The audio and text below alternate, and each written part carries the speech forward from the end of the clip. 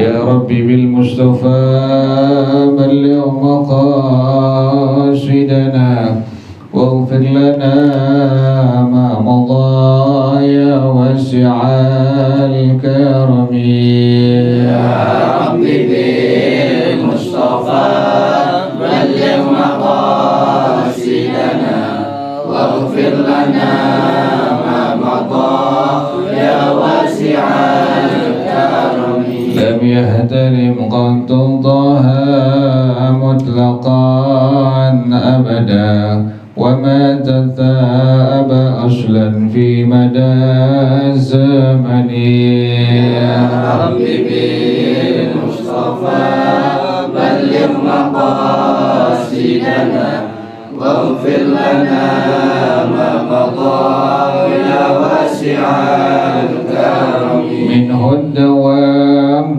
فلم تهرب وما وقعت ذبابة أبدا في جسمه الحسن يا ربي بالمصطفى بلغ مقاصدنا واغفر لنا ما مضى يا واسع الكرم بخلفه كأمام رؤية ثبتت ولا يرى آثار بول منه في علن يا ربي بالمصطفى بلغ مقاصدنا واغفر لنا ما مضى يا واسع الكرم وقلبه لم ينم والعين قد نعست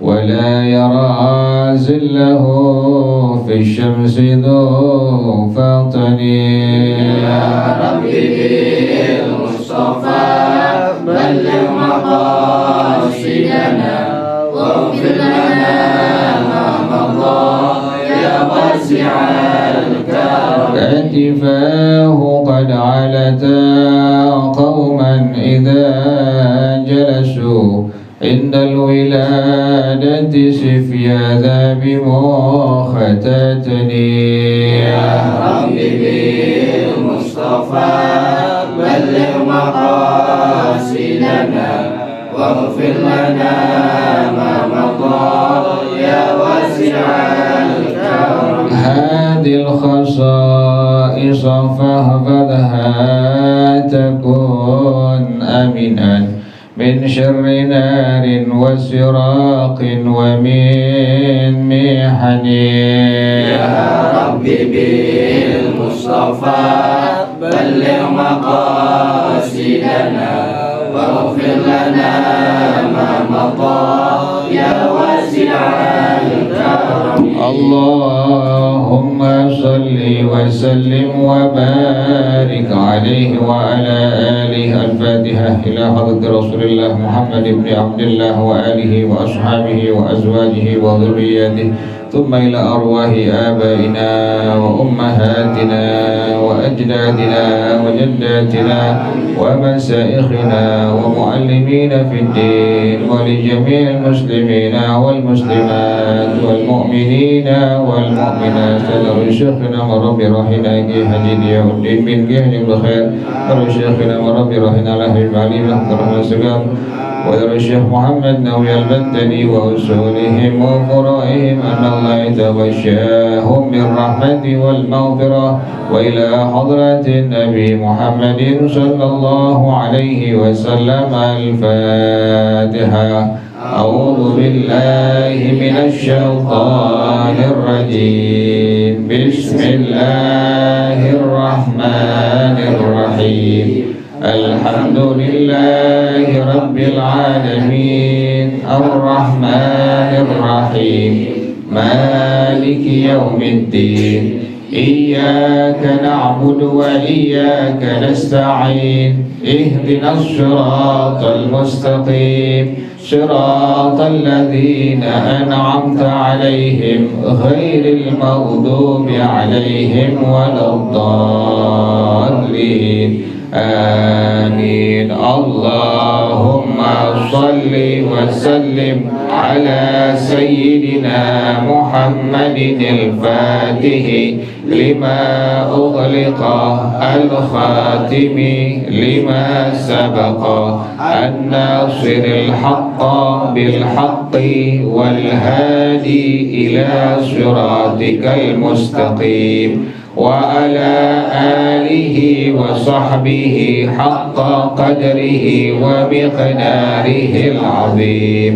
اللهم أخرجنا من ظلمات الوهم وأكرمنا بنور الفهم وافتح علينا بمعرفة العلم وحسن أخلاقنا بالحلم وسهل لنا أبواب فضلك وانشر علينا من خزائن رحمتك يا أرحم الراحمين.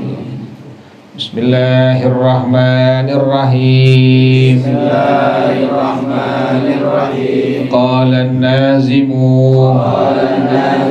أمسك حبيبي ما عليه جماعة واحكم بعدل وانهى ما هو معثم وأمر بمعروف وأنت أعنهم جدا على بر وتقوى تكرم. ذكر النازم في هذين البيتين 4 شعب فيقال بالعطف على العدد السابق والشعبة الخمسون التمسك بما عليه جماعة وهم مسلمون فإن المسلم ولو واحدا يقال له جماعة كما أفاده شيخنا أحمد النهروي. قال الله تعالى واعتصموا بحبل الله جميعا ولا تفرقوا. وقال رسول الله صلى الله عليه وسلم لا يحل دم امرئ مسلم إلا بإحدى 3 الثيب الزاني والنفس بالنفس والتارك لدينه المفارق للجماعة والمعنى لا يجوز قتل شخص مسلم قصدا إلا بارتكاب خصلة من خصال 3 إحداها الثيب الزاني والمراد بالثيب الحر البالغ العاقل الواطئ أو الموتوعة في القبل في نكاح صحيح فيجب رجمه بالحجارة إلى أن يموت والثانية قاتل النفس فيقتل قصاصا بالنفس التي قتلها عدوانا بالشروط المذكورة في الفقه. والثالثة التارك للإسلام المفارق للمسلمين ومفارقتهم هي الردة كأن سب نبيا أو سب ملكا أو سب الله. وقال رسول الله صلى الله عليه وسلم من أحدث في أمرنا هذا ما ليس منه فهو رد. أي من أتى بأمر حادث في دين الإسلام العظيم القدر ما ليس فيه فهو باطل. والشعبة الحادية والخمسون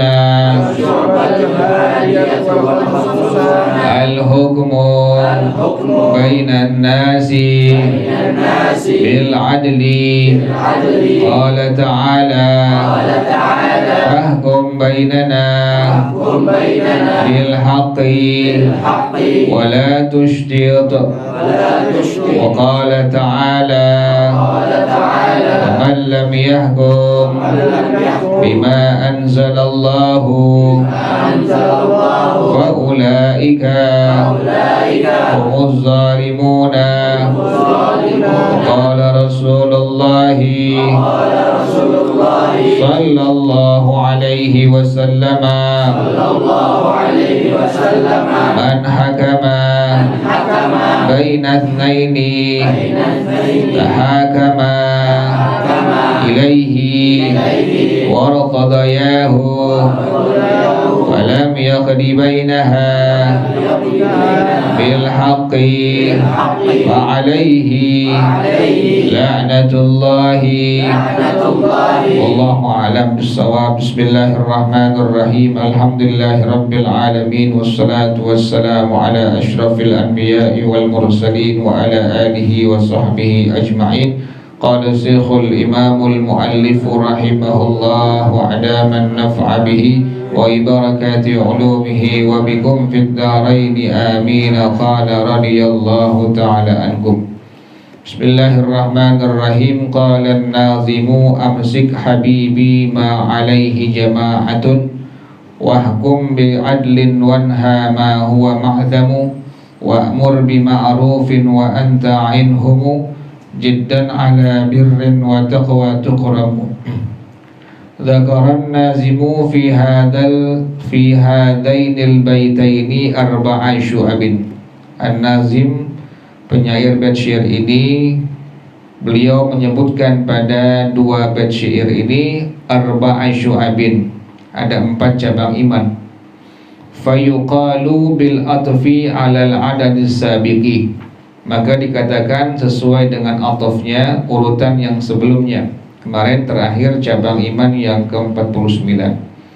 Sekarang wasyu'batul khamsuna, cabang iman yang ke-50. At-tamassuku bima alaihi jama'atun, berpegang teguh dengan sesuatu yang dipegang oleh sekelompok muslimin, yang disebut dengan jama'atun wa huwal muslimuna, orang-orang muslim.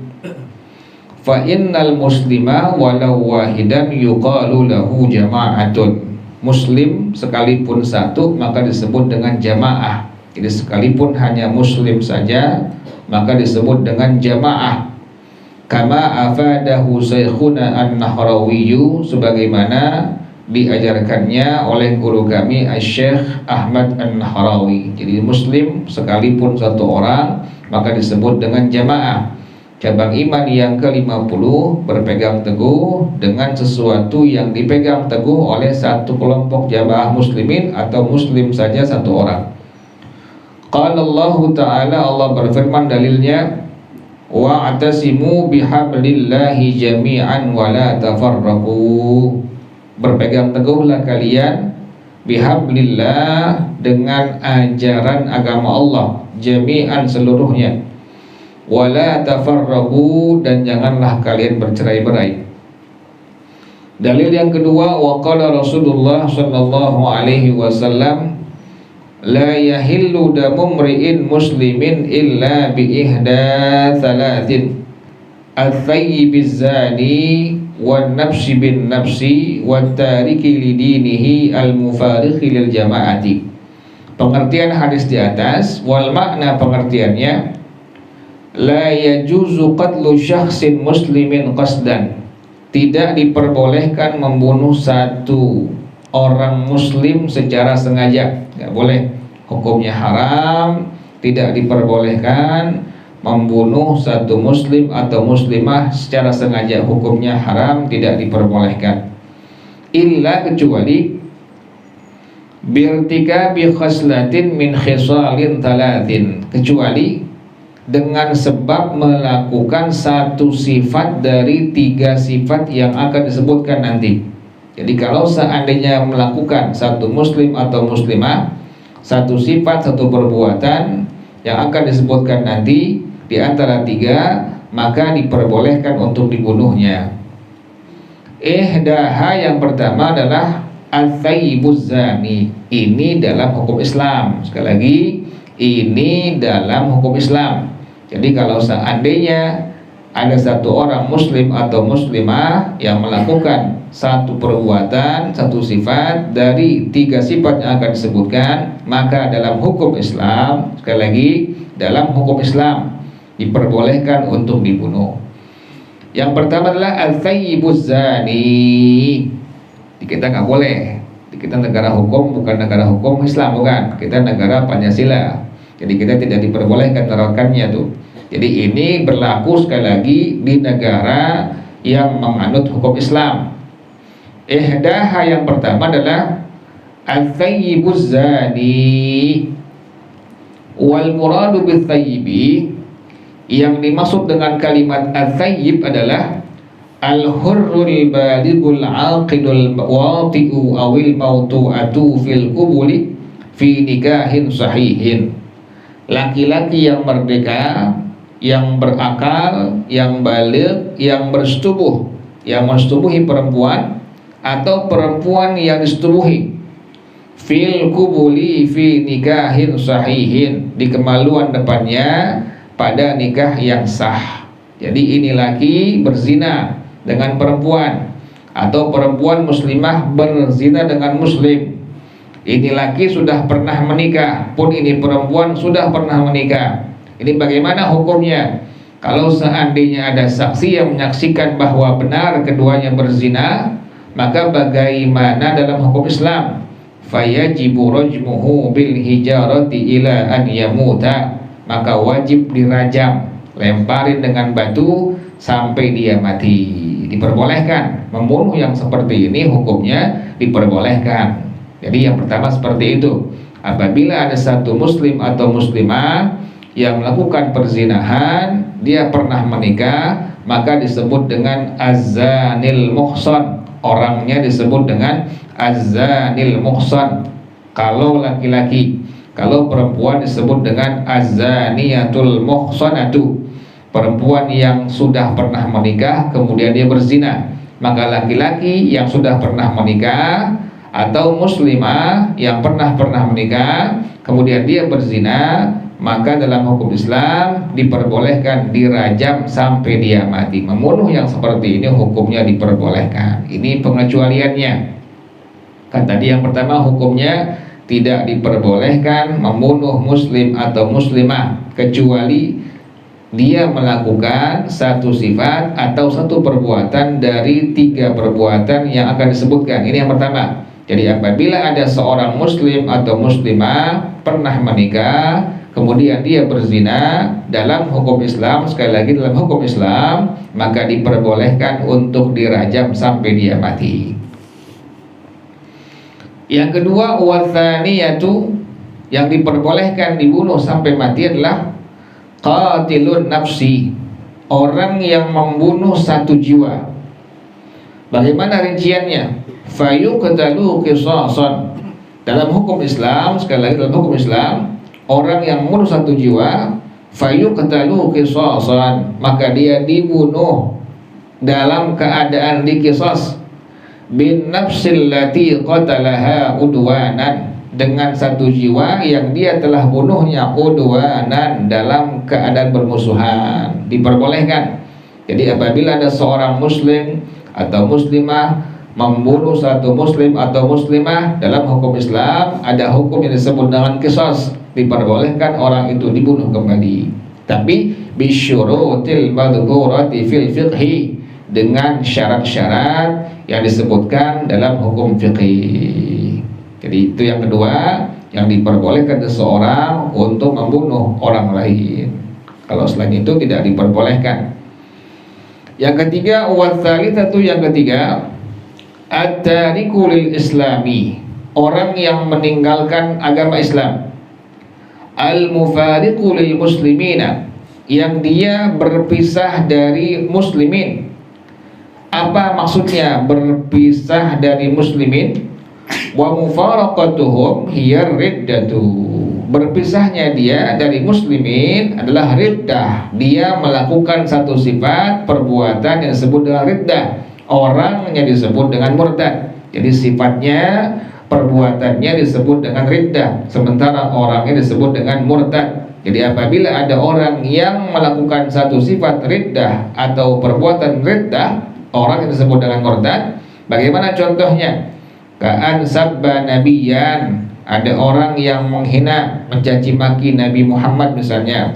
Au sabba malakan, ada orang yang menghina, mencaci maki malaikat Jibril misalnya.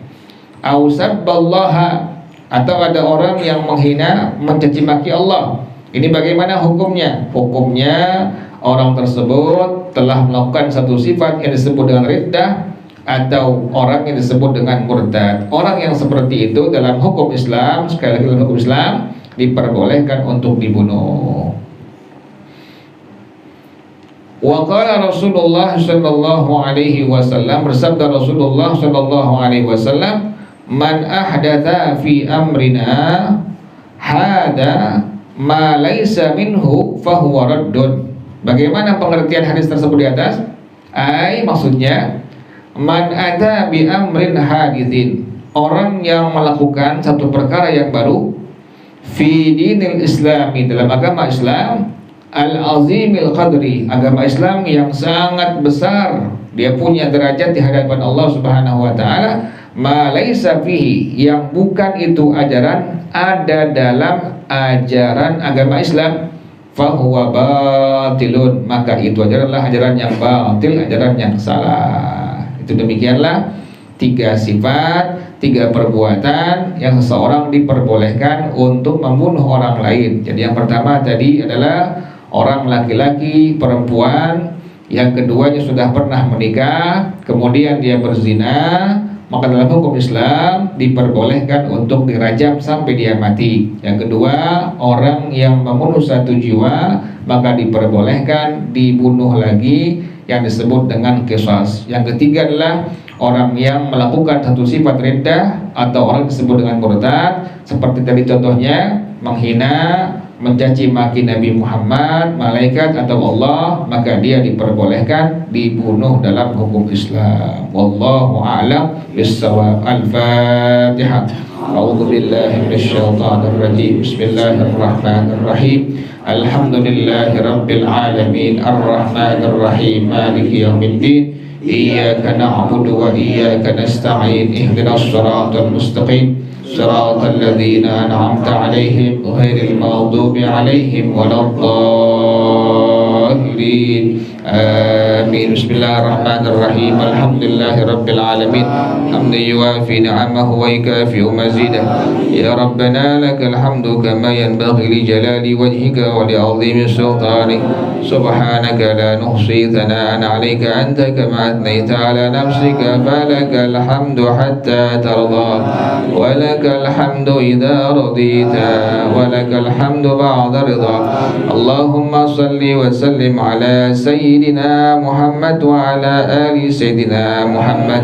يا حي يا قيوم يا بديع السماوات والأرض اللهم اهدنا بهداك واجعلنا ممن يسارع في رضاك ولا تولنا وليا سواك ولا تجعلنا ممن خالف أمرك وعصاك.